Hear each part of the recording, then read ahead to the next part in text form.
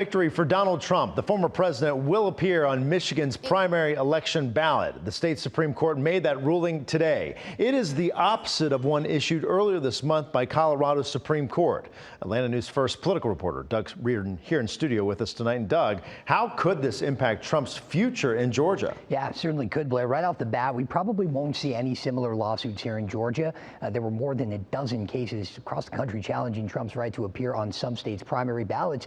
And the Colorado case was the only successful effort. Of course, with that Michigan news today, that makes it true.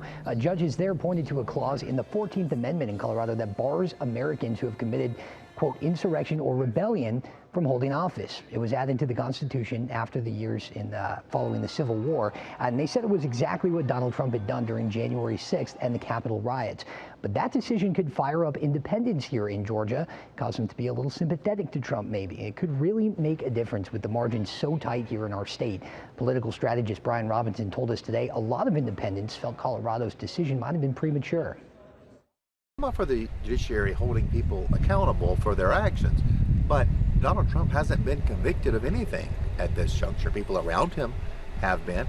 There are cases pending against him, but until those cases are resolved, the judiciary should not be weighing in on who should be on the ballot. And in the direct wake of the January 6th Capitol riots, there was an effort actually here in Georgia to keep Republican Congresswoman Marjorie Taylor Greene off the next primary ballot. That case fell flat and she was reelected. In the studio, Doug Reardon, Atlanta News First. Doug, thanks so much. Now,